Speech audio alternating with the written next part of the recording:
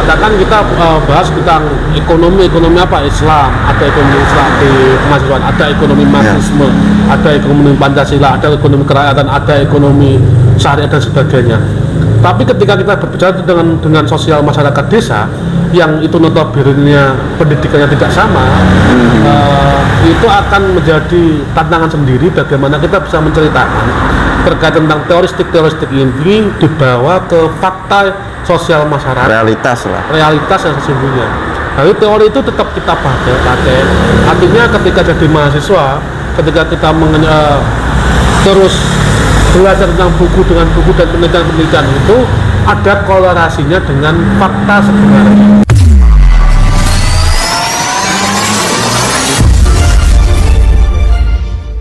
Ini terkait peran pemuda yang dimana itu bisa menumpang ekonomi desa, Mas. Kita kehadiran sosok patut kita apresiasi lah. Seorang pemuda, dia punya karya dan punya beberapa gimana caranya memberdayakan ekonomi kerakyatan atau ekonomi desa di sekitar. Monggo, ini langsung mawon perkenalan. Sementara perkenalan, Rian. Nah, terima kasih sebelumnya untuk channel ini. Pertama saya kenalkan diri, saya Ferry Cahyono dari asli dari pemuda desa di Tulungagung. Ya, saya berkedudukan di Jabasari, desa Jabasari, Kecamatan Sumber Gempol, desa di mana para pengrajin ya kita bisa bicara tentang banyak hal tentang ekonomi kerakyatan yang memang sejatinya itu adalah dambaan para semua lini. Ya, benar. Yang pastinya kita akan berbicara tentang bagaimana situasi desa dan juga pada peran pemuda untuk mengentaskan istilahnya apa ya, ekonomi di pedesaan, karena ada semboyan bahwa desa itu sebagai kekuatan ekonomi seperti itu. Sedikit prolog gitu ya sebelum menginjak lebih lanjut terkaitnya, Mas, terkait ya materi yang sing saman bawa itu sebenarnya nama asli Ferry Cahyono, lahir asli di Tulungagung. Nah, sebelum itu riwayat pendidikannya saman itu di mana, Mas? Kayak SD di rumah. Saya TK di TK Dharma Wanita Jabasari gitu. Di SDN 2 Jabasari juga, Kecamatan Sumber Gempol, Mas Yan. Terus SMP di SMP 1 Sumber Gempol juga. Setelah SMA. Itu pending 2 tahun mengikuti kursus pelatihan, terus akhirnya bertekad diri untuk lanjut lagi sekolah di Dian Ilmu di Jepun. Setelah itu menginjak masuk ke dunia perkuliahan di IAIN Tulungagung. Yang sekarang UIN. Ya, sekarang UIN. Sempat mengenyam pendidikan di Jogja juga, S2 ekonomi Islam. Seperti itu. Linear berarti S1-nya di perbankan syariah, gelarnya sarjana ekonomi. Ya. Terus di Jogja juga ambil ekonomi syariah. Di Jogja itu di apa, Mas? Di Sunan Kalijaga. Itu masih linear, maksudnya tetap membidangi ekonomi, terutama ekonomi syariah ya, Pak? Ekonomi syariah. Jadi konsennya itu kita berbicara tentang bagaimana ekonomi Islam itu bisa dikembangkan, ataupun yang paling penting itu adalah nilai-nilai Islam itu bisa disebarkan di masyarakat. Artinya pola dari kegiatan ekonomi dan lain sebagainya itu yang sampai hari ini saya bawa. Jadi ini tetap berlandaskan dengan edukasi nih sama nih mau. Di tahun berapa, Mas, sama lulus S2 nih? 2019. Oh, baru ya, Mas? Baru. 2017 saya lulus di IAIN, masih IAIN. Ya, dulu masuk setahun 2013. Terus akhirnya ada ya dinamika mahasiswa yang seperti biasanya kita lihat di UIN, dan juga di 2017 saya agak cepat lulusnya. Kumlot. Kebetulan tidak. Tapi ya cepat lah. Cepat, 3 tahun setengah. Wah, lumayan. Terus berarti S2-nya 2 tahun setengah. 2 tahun setengah. Iya. Nah, terus langsung setelah 2019 berarti langsung pulang ke Tulungagung. Ya, betul. Dan wes ndak nyanti-nyanti. Di Tulungagung sempat di Kalimantan beberapa hari dalam rangka menikah, dalam rangka coba mencari sela-sela ekonomi di sana.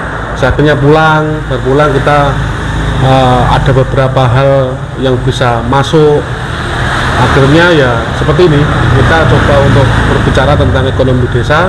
Benar. Dan juga UMKM, terus BUMDesa dan lain sebagainya, itu menjadi konsen hari ini. Karena itu juga nggak lepas dari sebuah kemerdekaan, Mas ya. Maksudnya kita kan ternyata yang menumpang segala suatu hal itu merdeka secara finansial. Nah terus sampai saat ini ya berkiprah di pemberdayaan masyarakat. Betul. Nah, Ya, yang awal dilakukan apa, Mas? yang awal dilakukan cuma sederhana. Kita itu pikiran saya ketika kita berkuliah itu kan kita dicekoi dengan teori-teori, artinya dogma-dogma, ya bukan dogma ya, artinya teoristik ekonomi, Textbook. ya Textbook ekonomi. yang itu masuk di wilayah bagaimana kita bertengkar dengan pemikiran sebetulnya. Setelah itu kita berbicara tentang bagaimana aksi selanjutnya, yaitu kita berbicara tentang desa. Yang jelas bahwa kita itu adalah masyarakat desa di Tulungagung. Itu ada 257 desa yang tercatat, masih ada kelurahan dan sebagainya ya. Ya. Nah itu setiap bangun pagi kita membuka pintu itu pasti yang kita pikirkan adalah bagaimana orang-orang itu bisa survive di dalam ekonomi, baik itu sebagai seorang yang menjadi kepala keluarga ataupun masih pemuda yang itu sifatnya untuk bekerja dan sebagainya. Maka yang kita lihat itu adalah paparan bagaimana jalan desa, tentang desa, tentang bagaimana kita hidup bersosialisasi dengan masyarakat, terus kita bagaimana kita itu berpacu pada segi ekonomi dan kepemudaan, baik itu segi sosial masyarakat. Itu yang menjadi titik bagian pada perjalanan saya. Kira-kira jauh nggak, Mas, itu dari pemaparan Saman kan ya textbook atau teori itu tadi, terus ketika terjun langsung ke masyarakat tuh, terutama di desa Saman pribadi.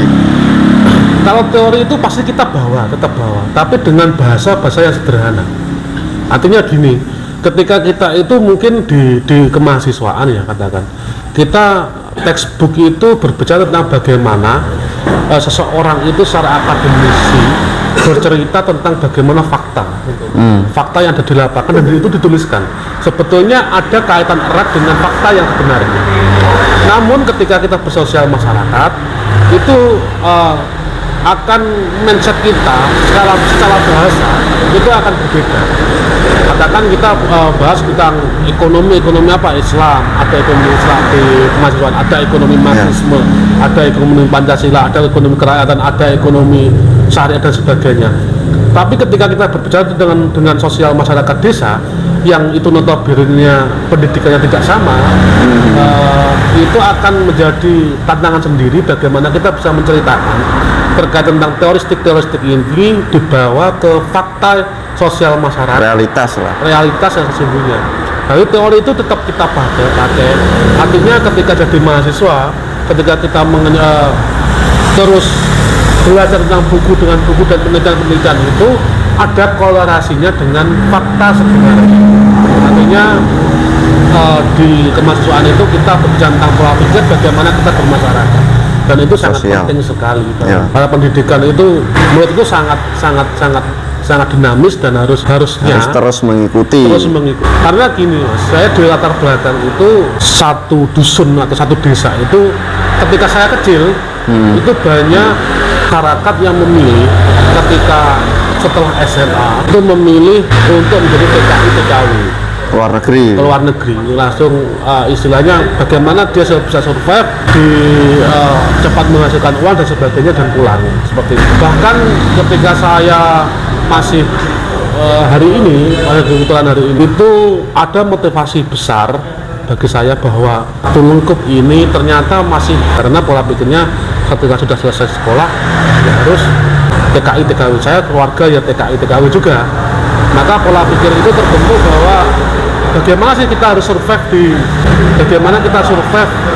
di kota kita sendiri, tanpa kita harus merantau, tanpa kita harus dan skala potensi yang ada di desa, potensi di kabupaten, ya kita bisa melihat itu, bisa mengajak bahwa sebetulnya kita bisa loh memanfaatkan ini tanpa harus kita pergi ke TKI, jadi TKI, TKW, tanpa mendeskripsikan ataupun mendiskriminasi dari kawan-kawan kita yang TKI, TKW dan sebagainya. Karena mereka sebagai pahlawan devisa yang sebenarnya adalah tuntutan ekonomi yang ujungnya sama untuk memerdekakan ekonomi syariah, finansial di merdeka finansial. Nah, soalnya kan ya yang tak ambil ini berarti memang kita itu harus pinter-pinter bersosialisasi. Kita ambil dari sampean itu pinter bersosialisasi dan bisa melihat potensi-potensi desa yang ada di sekitar. Betul. Nah, kayak saya sendiri melihat, contoh saya pribadi, setelah lulus juga bingung mas. Artinya apa? Ono bingung. Terutama lah endelok background atau basic jurusanku itu pendidikan. Dalam arti ya kalau secara linear ke masyarakat ya wes pengabdian jadi guru lah. Nah setelah itu kan ngomongnya honorer, ya menurutku kurang bisa menopang finansial secara individu kurang. Wes singgo panggah kangelan. Ya alhasil saya pribadi ku ya lungo. Juga apa mencari pekerjaan atau sing sekiranya ki babu ben cepat oleh duit lah. Iku secara prestis pikiranku. Dan menurut Saman gimana? Orang sing setelah lulus sih cara mandang mudah mas ngomong. Betulnya mandang potensi desa, tapi kan yo aplikasinya angel mas. Iya. Memang gini, ketika kita itu punya pilihan, artinya punya pilihan, banyak pilihan sebetulnya. Kita bertahan atau merantau dan sebagainya. Karena saya itu juga berlatar belakang, keluarga saya itu berlatar dengan juga TKI, TKW yang merantau. Ya. Jadi ibu saya almarhum, bapak saya almarhum, terus ada om saya dan warga sekitar saya itu juga merantau. Tapi kita punya pilihan, artinya pilihannya gini, kita itu apa yang seharusnya kita cari bahwa nantinya akan menjadi kontinuitas ekonomi. Nah itu pandangan saya sederhana. Saya itu orang yang tidak punya cita-cita sebelumnya. Jadi tidak pernah punya cita-cita jadi pilot, dari TNI, dari tentara, dari kuda, tidak pernah. Market lah ya. Tidak ada. Artinya cuma gini. Ketika saya S1 mungkin S1 itu tetap ditanya. Ketika saya masuk di perbankan syariah gitu, itu ditanya. Nah nanti ketika lulus kuliah mau jadi banker atau apa dan sebagainya, itu pasti muncul paradigma dari masyarakat itu pasti seperti itu. Yang PAI ataupun yang guru akan jadi guru dan sebagainya. Tapi kita punya pilihan, sesungguhnya kita punya pilihan yang itu menurut pesannya masing-masing. Menurut pesan masing-masing itu yang diyakini bagaimana kita itu bisa berpijak. Nah, seperti itu. Artinya yang paling sederhana itu gini, kalau ketika kita setelah kuliah ya, banyak yang bingung, katakan bingung mau kerja apa dan sebagainya. Hal yang paling dilihat pertama kali itu adalah sederhana. Maka bagaimana kita bisa hidup dan menghidupi, itu hal yang paling sederhana. Karena gini, banyak setelah setelah mahasiswa itu saya pandang teman-teman saya dan saya sendiri juga pernah mengalami hal seperti itu, dilema seperti itu. Benar. Itu karena kita berpikir, oh iya, kalau kita itu tetap di sini dan di sini, maka ekonomi kita tidak akan berjalan. Dan kunci bahwa setelah kuliah itu apa? Menjalankan roda ekonomi sebetulnya. Tinggal kita di mana kita itu harus menjalankan roda ekonomi ini. Dan itu pilihan. Kita merantau itu adalah pilihan, dan kita itu tetap di tempat itu juga pilihan. Artinya dukungan-dukungan itu juga sangat penting. Karena kita memandang bahwa pijakan tanah yang kita pijak itu setiap harinya itu adalah sumber ekonomi, di mana kita itu berjalan, kita itu bergerak, maka di situ adalah ada roda ekonomi. Berbeda ketika kita itu tetap terpungut pada pola pikir yang itu tidak selesai, dia akan berjalan dengan pikirannya sendiri. Nah, mulek neng otak lah. Iya, dia akan berhenti. Aku mau kerja apa, terus akhirnya spekulasi dan sebagainya. Terus spekulasi untuk merantau itu sebetulnya sangat bagus juga, karena itu adalah dinamika di mana orang merantau itu memiliki pengalaman yang luas dan jaringan yang luas. Berbeda dengan saya, mungkin jaringan itu akan ketemu ketika ada orang merantau, kita bertemu di Tulungagung. Ya. Berbeda dengan orang-orang yang merantau di luar negeri. Berbeda orang-orang merantau mungkin di wilayah yang mungkin masih di Indonesia, di Jakarta, di kota-kota dan sebagainya. dan circle-nya akan berbeda-beda. Dan ketika itu mungkin saya akan kesulitan untuk jaringan dan sebagainya. Tapi ketika teman-teman yang merantau itu pasti memiliki keluasan berpikir di mana kebudayaan dan pemikiran orang lain ataupun orang yang ini kita itu sifatnya bahwa kalau bahasa Jawanya itu desa mawa cara, itu bisa tertangkap cepat oleh orang-orang perantau. Berbeda orang-orang yang belum pernah merantau, dia akan meneliti satu-satu. Iya. Menurut saya itu bagaimana orang ini, katakan orang Madura itu kasusnya gimana sih, terus orang-orang Surabaya itu gimana, orang Jakarta gimana dan sebagainya. Itu akan masih meneliti. Tapi ketika orang itu merantau, itu pasti dia sudah tahu. Oh, orang Madura seperti ini, orang ini seperti ini, orang ini seperti ini. Lebih mapan, lebih cepat. Benar-benar. Tapi terkadang di endingnya itu kita harus berpikir bahwa kita itu mau pulang, mau kemana. Seperti itu. Jadi ketika kita merantau, apakah kita mendiami terus itu di sana, atau kita mempunyai pemikiran untuk pulang? Berarti kalau kita pulang, kita pijakannya apa? Untuk menyelesaikan secara ekonomi, bahwa kita harus step by step untuk berbicara tentang ekonomi yang kita pijak di rumah, yaitu potensi-potensi desa, potensi dari daerah lokal yang itu ada jumlah itu ribuan UMKM banyak, ada sekarang ada in-innya, ada BUMDESA, ada apa lagi yang itu orang-orang bisa makan meskipun terkadang kita itu bekerja habis satu makan. Kalau itu belum bertemu rezekinya kan seperti itu. Nah itu banyak yang akhirnya pada akhirnya saya harus merantau ke luar negeri tapi ketika kita bicara tentang cross sebetulnya bersama di sana mungkin harga pokok mahal. Iya, ya itu menjadi pertimbangan saya kenapa saya tidak merantau. Bahkan dulu itu saya setelah SMP karena pernah belum di sekolah itu juga pernah berpikir untuk merantau ya, karena orang tua tidak membolehkan. Kita akhirnya kursus DPR dan sebagainya itu menjadi konsen. Berarti hari ini rezeki saya ada di sini dan itu saya telateni ya, karena intinya masih mencari jati diri lah. yang paling pasti itu kita konsisten bergerak, konsisten itu istiqomah, pasti rezeki datang ya. Nah terus ya benar, aku mengambil dari beberapa titik garis besarnya itu kalau bisa kita harus melek akan percepatan yang namanya dinamis tadi loh. Dinamisasi ekonomi itu kita juga harus melek, harus mengikuti. Terus kita juga memandang yang namanya UMKM. Nah itu penjelasan singkat terkait UMKM sendiri gimana Mas? Maksudnya kalau kita orang awam ya cuman sekedar mendengar UMKM itu ya kurang greget juga Mas.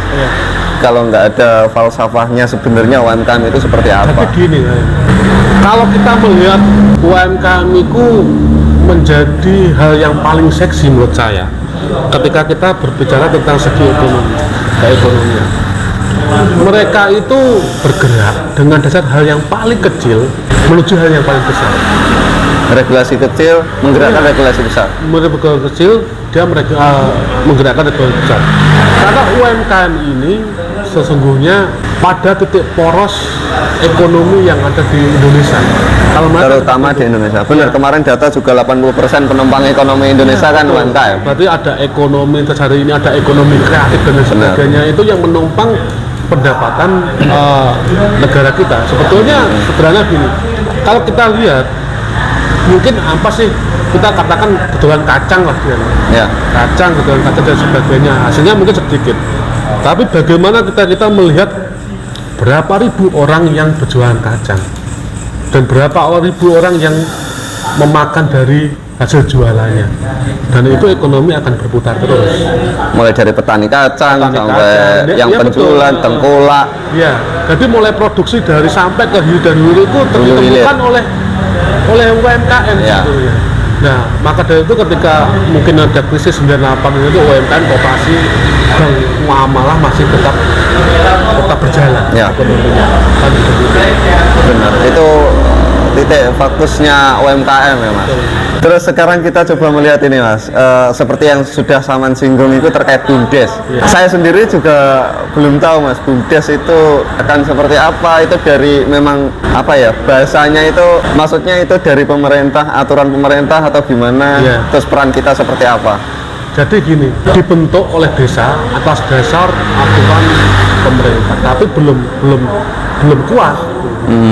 Jadi mulai tahun 2015, 2016 sampai 2020 BUMDes itu ada, tapi tidak se-eksis sekarang.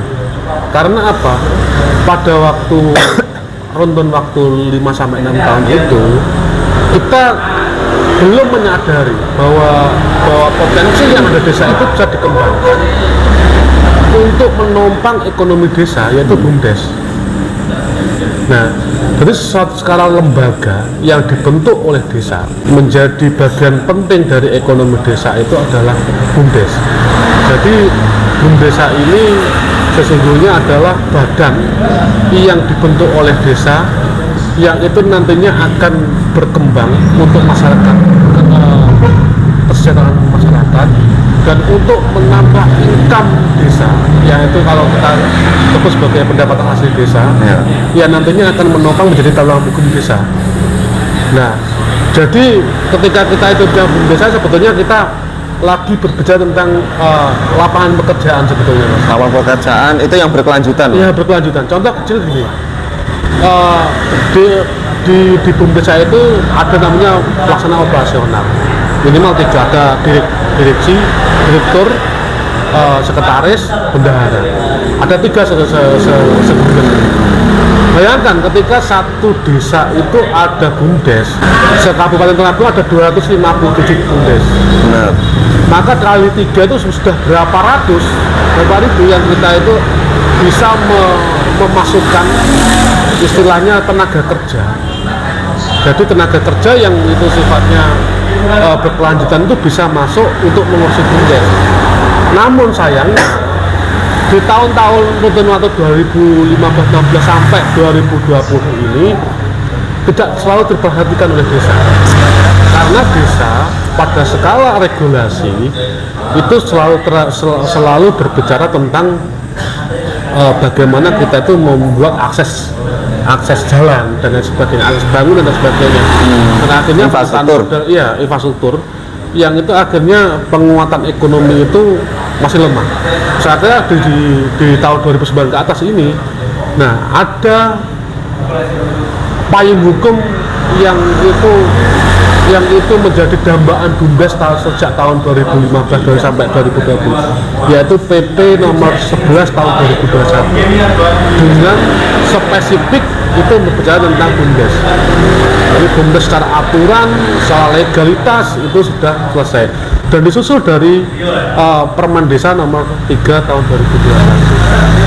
Jadi Undang-Undang Cipta Kerja ini berkolaborasi untuk bagaimana BUMDes ini bisa maju dan bisa dibahas. Jadi bisa jadi tempat konsolidasi para UMKM, para ekonomi di desa itu untuk bicara bagaimana Benar.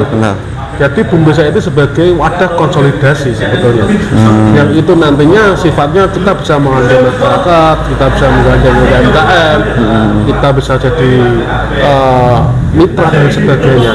Karena baru ini nggak tentang 2020 itu kita giat ada peraturan Permendikbud nomor 3 tahun 2021 itu terkait badan hukum BUMDesa. Secara kolektif Kementerian Desa itu membuat satu instrumen, yaitu tentang bagaimana desa BUMDes itu jadi badan hukum. Jadi berkolaborasi dengan Kemenkumham yang akhirnya masuk ke SID, Sistem Informasi Desa, yang itu bagaimana BUMDes itu bisa terpayungi. Benar. Karena gini, banyak sebelum PP itu muncul, ada BUMDesa yang kuat. Ada BUMDesa yang kuat yang itu kaitannya dengan profitnya sudah banyak, terus akhirnya ketika itu karena desa itu ada juga pergesekan politis gitu. akhirnya orang-orang yang bergerak ini akhirnya disikat dan sebagainya. Maka badan hukum ini sebetulnya untuk memayungi dan meminimalisir juga iya, hal-hal betul. seperti itu. Akhirnya karena gini, ketika BUMDES ini bisa surplus, maka yang diuntungkan adalah desa. Benar. Jadi desa itu akan mendapat SHU, yaitu bentuk PAD. Jadi labanya itu bisa dibagi dengan PAD untuk kesejahteraan masyarakat. Bisa untuk ranahnya membangun juga bisa, meningkatkan SDM juga bisa, ke sosial juga bisa. Nah ini payungnya lebih kuat. Nah untuk Tulungagung sendiri itu hari ini saya bisa katakan bahwa Tulungagung ini menjadi bagian penting terkait BUMDES itu sekitar Jawa Timur. Apa buktinya? Lewat dari Dinas Pemberdayaan Masyarakat Desa DPMD di bidang ekonomi dan lingkungan PUED itu membentuk beberapa forum yang itu untuk istilahnya kalau kita bicaranya ngudoroso, kita bisa curhat, bisa bertukar pendapat, bisa sharing dan juga bisa bertukar saling support. Iya, saling support. Yaitu mulai tahun 2020 nggak salah, itu dibentuk forum tingkat kecamatan. 2020. Setelah itu dibentuk lagi forum tingkat kabupaten. Setelah itu, dan itu melewati DPM itu tadi, DPMD. Iya, DPMD di bidang ekonomi, web, ekonomi dan lingkungan. Nah, itu terus terjadi, mulai dari forum kecamatan, kabupaten dan juga provinsi. Nah, itu apa yang kita bicarakan, bagaimana BUMDES ini bisa menopang ekonomi desa. Istilahnya gini, di dalam PO ada 3 PO katakan. PO itu mempunyai kewajiban untuk membuka unit usaha. Ya. Ya, unit usaha ini nanti ada manajer dan sebagainya. Bahkan unit usaha itu misalnya gini, ada sepakatnya gini, BUMDESA di bawahnya bisa unit usaha itu bisa jadi PT, bisa jadi CV, dan bisa ada lagi badan hukum yang lainnya di unit usahanya. Jadi BUMDES itu bisa menaungi PT. Bisa tercover iya, gitu ya. Betul. Jadi kita bisa bekerja secara kolektif kolegial terkait hal itu. Itu salah satu barometer se-Jawa Timur berarti, Ya, di Tulungagung terutama. betul. Tapi di kota-kota lain seperti apa, Mas? Kalau kota-kota lain kemarin kita ada musda, musyawarah daerah itu di Malang. Itu Seluruh Jawa Timur. seluruh Jawa Timur. Kayaknya yang hari ini masih aktif, forumnya kabupatennya aktif dan solid itu masih Kabupaten Tulungagung. Seperti itu. Kita juga punya perwakilan dari Tulungagung menjadi ketua satu di sana. Kita ambil bagian penting untuk terkait dengan MOU dan lain sebagainya dengan kabupaten-kabupaten yang lain. Yang jelas gini, apa yang menjadi dampak yang paling besar? Dari data kemarin itu dari 257 desa, itu Tulungagung tertinggi untuk peringkat yang sudah melakukan badan hukum. Itu sekitar 196. Itu tertinggi se-Jawa Timur. Nah itu bagaimana cara bekerjanya? Kita sekarang mitra dengan DPMD itu sebagai mitra kerja yang kita sama-sama turun langsung ke lokasi. Jadi teman-teman yang mungkin bingung untuk terkait kelembagaan ini seperti apa, jadi dari forum BUMDES Kabupaten dan juga forum BUMDES Kecamatan dan juga DPMD Kabupaten Tulungagung itu selalu siap terbuka untuk terbuka untuk legalitas diskusi, bahkan kita tidak segan untuk langsung menyamperin dari teman-teman pelaku yang katakan, pas aku tidak bisa buat caranya buat perda bagaimana, kita dampingi sampai situ selesai. Dan itu hasilnya kita dapat 196 BUMDES yang sudah badan hukum di Tulungagung, itu tertinggi di Jawa Timur. Dan lagi kita dua kali menjadi BUMDES terbaik se-Jawa Timur. Jadi ada setiap tahun itu ada lomba BUMDES, Mas. Dan ini juga telah dilaksanakan.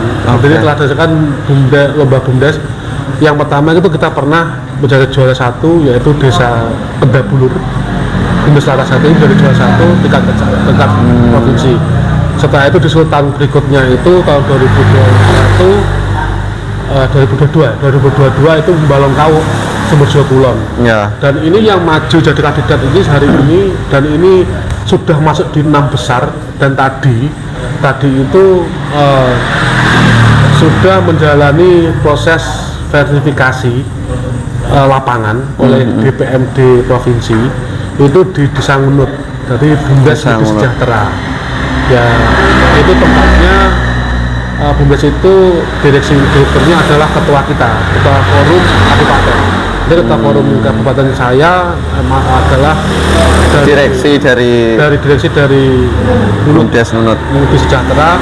Saya sebagai sekretaris Bumdesnya di forum kabupaten. Nah, ini harapan kita untuk Kabupaten Tulungagung, kita bisa mencetak hat-trick gitu. Kita hat-trick menjadi Bumdes terbaik di tahun ini, karena saya rasa peluangnya sudah cukup besar. Karena kita sudah masuk ke 6 besar, tadi kita tinggal beberapa langkah untuk menjalani hal itu. Nah, yang paling penting lagi di pemberdayaan itu, ketika kita dengan sounding dengan Dinas Pemberdayaan Masyarakat Desa melalui Kabid Bidang Kuet, mindset yang kita bangun secara kemitraan dengan forum dan juga DPMD itu sederhana. Bagaimana kita bisa menciptakan sumber daya manusia itu yang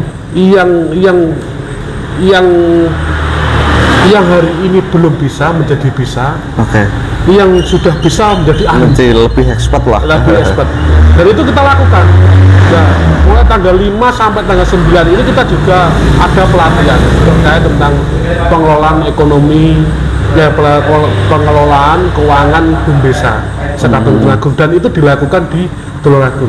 Jadi tanggal 5 sampai tanggal 7 itu intinya Kabid Pemberdayaan itu mengumpulkan 20 orang yang diajari untuk menjadi tutor, jadi trainer of training di TOT itu menjadi siap untuk menjadi pengajar di Kabupaten Tulungagung. Dan ini puncaknya tanggal 7 sampai 9 ini kita mendampingi teman-teman kita 257 desa di Desa Tapan ini lagi. Jadi kita siap membantu untuk fasilitasi terkait tentang laporan keuangan, karena laporan keuangan ini juga penting ya, sangat penting, dan juga kita tiap tahun punya kewajiban. Jadi tiap tahun itu kita punya kewajiban untuk melaporkan hasil dari usaha kita yang kita jalani itu di tingkat desa dan juga dinas. Nah, dinas ini sangat sabar sekali ketika hari ini mungkin di tahun 2021-2022 itu belum banyak yang ngisi ATC laporan. Dan kita fasilitasi apa yang menjadi concern dari teman-teman. Oh, ternyata bingung untuk cara pembukuan. Ya, secara pembukuan masih kelembagaan itu sulit. Maka karena kita orang-orang lapangan. Iya, orang-orang lapangan, orang-orang pengusaha, kalau kita lihat neraca saldo malas besar itu ya begitu, malas dan lain sebagainya itu. Nah, kita coba untuk nanti 20 ini, orang 20 ini akan mendampingi Sekatung Tulungagung untuk katanya dengan pembukuan laporan. Kita ditarget 2. Berarti kedepannya orang 20 ini bisa kita target 2 bulan di 257 desa itu bisa laporan keuangan. Di tingkat Bumdesa itu namanya Musdes. Oh iya. Yang itu nantinya akan sekup laporan agar Bumdes ini bisa lebih profesional lagi. Benar. Dan seperti itu. Intinya kalau ada nanti kesalahan atau apa kan bisa dilihat dari pembukuannya. Atau ada mistiknya itu kan bisa dilihat. Sebenarnya gini, kita itu di PP itu sudah ada bahwa boleh menyatakan bahwa investasi itu Bumdes itu menjadi bagian dari kelembagaan yang boleh orang itu investasi di sana. Nah, bagaimana cara kita investor lokal menarik investor lokal? Maka rekam jejak itu harus ada. Bagaimana laporan keuangan, judulnya bagaimana dan sebagainya, itu lebih meyakinkan investor juga. Itu kelembagaan itu harus selesai. Benar. Maka agar kelembagaan itu nanti sudah selesai, maka kita harus fokus bagaimana unit ini bisa berkelanjutan dan lebih progres lagi. Iya. Dan potensinya banyak mas di sini. Jadi potensinya ada yang digital, ada yang perikanan, ada peternakan, ada kerajinan, jasa, lebih kerajinan dan lain sebagainya, itu banyak sekali. Dan itu BUMDes yang hari ini dan UMKM. Jadi di lintasan ini mencoba kita untuk formulasi untuk bagaimana UMKM dan juga BUMDes ini bisa berjalan beriringan, bisa berkolerasi. Ya, berkolerasi yang nantinya akan menjadi surplus jadi pendapatan juga. Karena kita tidak tahu, Mas, nanti pola politiknya seperti apa ketika mungkin hari ini mungkin desa masih oke-oke saja karena ada dana desa. Nah, ketika nanti kita tidak tahu alurnya seperti apa, dana desa ini diambil atau di apa dan sebagainya, maka BUMDes ini bisa menjadi penumpang desa. Dia lebih mandiri secara ekonomi. Bisa membuka lapangan pekerjaan seluas-luasnya. Benar. Yang itu lebih manusiawi. Seperti itu. Sebenarnya kalau kayak dana desa itu kan stimulus sebenarnya. Iya, betul. Bukan suatu hal yang kita Jadi saya itu membayangkan segini, Mas, teman-teman saya di desa itu, bagaimana kita itu mendorong desa agar ketika kita keluar dari rumah itu sudah menemukan pundi-pundi ekonomi. Benar. Nah, cita-cita kita di desa itu cuma sederhana, bagaimana uang yang beredar itu jangan sampai keluar dari desa kita masing-masing. Bahkan kita bisa menggait ekonomi untuk masuk ke desa. Benar. Karena kalau kita tidak bisa berdaya di desa, maka karena tadi yang kita katakan bahwa desa itu sebagai kekuatan. Benar. Maka hari ini kita memilih dua hal, yaitu ekonomi UMKM dan BUMDes. Nah, itu lembaga. Karena lembaga di desa itu banyak, ada Gapoktan yang khusus spesifik di pertanian. Terus ada lagi koperasi, koperasi, di Dinkop dan sebagainya, ada lagi Kopban dan sebagainya. Banyak instrumen-instrumen kelembagaan. Maka yang itu yang harus yang bisa merangkul ini fasilitasinya siapa? Hari ini BUMDes. Itu bisa yang secara badan hukum dan juga payung hukumnya itu ada BUMDes. Jadi dari BUMDes itu kita bisa membuka unit simpan pinjam. Dari BUMDes itu kita juga bisa buat unit kementerian dan UMKM dan lain sebagainya. Yang berutang itu ada PT, ada CV dan lain sebagainya. Ya, banyak sektor ya. Banyak sektor yang kita bisa wadai seperti itu. Terima kasih banyak atas pengalaman yang sangat luar biasa. Sebenarnya ini kan bukan kita ngomong terkait ini ya Tulungagung, cuman di lingkup Tulungagung. Ini juga bisa buat kaca teman-teman, terutama secara pribadi itu ya gimana cara dia bisa survive untuk menghidupi dan untuk hidup dan untuk menghidupi. Betul. Terutama seperti itu katanya sampai yang jelas gini, Mas, bagi yang mungkin mengenyam pendidikan di kampus katakan ya, karena kalau kita bicara pendidikan kan luas, Mas, tidak melulu bahwa orang kampus itu yang lebih pintar. Ya, benar. Orang yang sebenarnya pendidikannya lebih tinggi itu lebih pintar dan lebih survive, tidak seperti itu. Karena banyak kawan-kawan kita yang mungkin belum punya kesempatan tidak mengenyam jenjang pendidikan, tapi pola pikirnya sudah lebih matang daripada kita. Ya. Itu banyak sekali yang kita temui hal seperti itu. Maka secara sederhana orang yang sudah mengenyam pendidikan di kampus, yang sudah itu mendapat pendidikan seorang akademis dan sebagainya, kita lebih konsen bagaimana ayo teman-teman orang-orang yang hari ini sudah expert di luar, kita kembali ke desa, kita membangun desa. Artinya apa? Desa adalah tempat kita untuk berpulang. Baldatah thayyibatun. Betul. Inggrisnya seperti itu. Nah, kita bisa nantinya bisa bersama-sama. Jangan sampai kita itu setelah pulang berpendidikan di kampus ataupun kita itu merantau di Kanu, kita di sana menjadi orang asing di desa kita sendiri. Maka kita komen-komen itu harus jalan. Banyaklah komen-komen yang harus ada, Karang Taruna, apalah organisasi yang mana kita aktif ikut dan juga kita untuk nantinya biasanya kalau ke anu gini, kalau kita sudah berjamaah kita kan akan enak. Ya. Intinya berjamaah. Intinya harus berjamaah. Pasti kita selamat. Nah, seperti itu. Ya, terima kasih banyak Mas Ferry Cahyo. Terima kasih banyak atas pengalaman yang sudah di-share kepada kita semua teman-teman. Semoga ini juga bisa bermanfaat untuk kedepannya, dan ini Tulungagung juga menjadi salah satu barometer. Semoga saja nanti yang dibicarakan menjadi goal, hat-trick ya, berturut-turut menjadi juara. Karena yang hari ini punya hajat adalah ketua forum kita, harus hat-trick. Iya, harus hat-trick, siap, benar. Ya udah seperti itu yang bisa kami sampaikan. Terima kasih banyak. Bye bye.